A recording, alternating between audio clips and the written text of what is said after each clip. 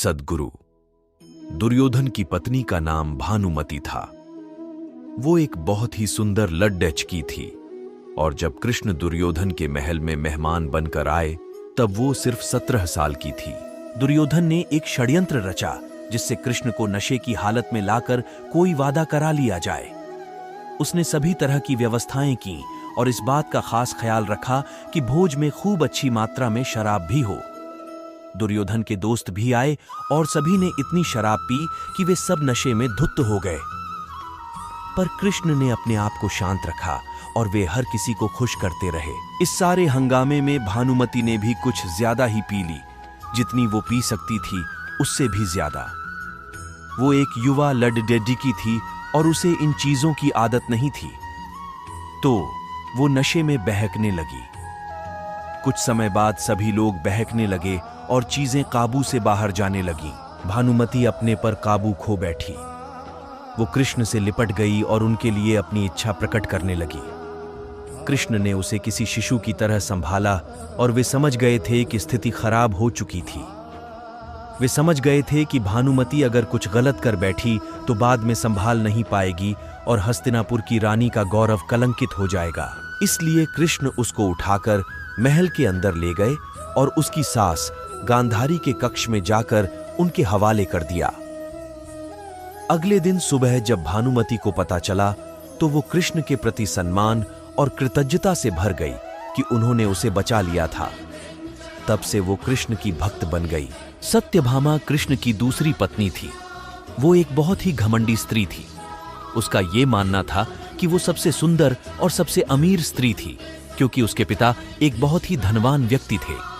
तो सत्यभामा जितने और जो रत्न और आभूषण और संपत्ति चाहती थी वो सब उसके पास थे।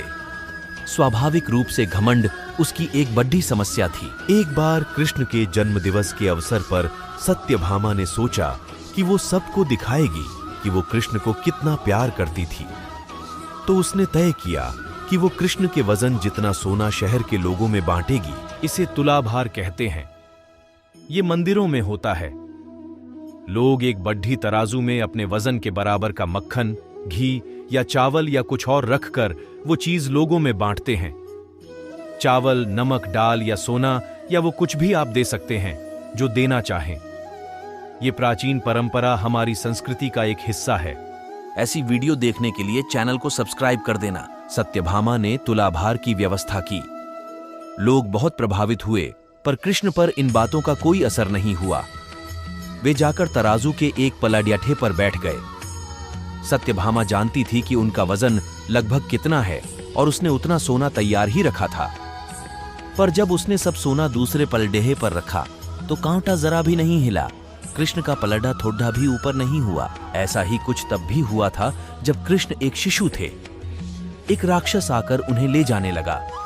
तब कृष्ण ने अपना वजन इतना बढ़ा लिया कि राक्षस वहीं गिर पड़ा और कृष्ण ने उसके ऊपर बैठकर उसे कुचलकर मार डाला। क्रिया योग में एक ऐसा तरीका है जिससे कोई योगी अपना वजन बढ़ा या घटा सकता है। ऐसी बहुत सी कहानियां हैं कि ऐसे योगी भी थे जो पहाड़ की तरह भारी हो जाते। तो इस बार भी कृष्ण अपना वजन बढ़ाकर तराजू में बैठ गए। सत्यभामा ने उतना सोना दूसरे पलडाहे पर रख दिया था जितना उसके हिसाब से कृष्ण के वजन के बराबर था, पर कुछ हुआ ही नहीं। तब तक शहर के सभी लोग ये घटना देखने के लिए आ गए थे। तब उसने अपने नौकरों से वो सभी गहाइने मंगवाए जो उसके पास थे। एक के बाद एक वो गहने डालती जा रही थी और सोच रही थी कि काम हो जाएगा, पर कुछ नहीं हुआ। तब उसने वो सब कुछ भी रख दिया जो उसके पास था, पर पलड़ा जरा भी नहीं हिला।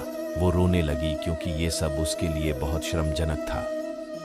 सारा शहर देख रहा था और उसके पास पर्याप्त सोना नहीं था। वो जो हमेशा अपनी संपत्ति के बारे में इतनी घमंडी थी, उसके पास पर्याप्त सोना नहीं था और उसे समझ में नहीं आ रहा था कि वो क्या करे।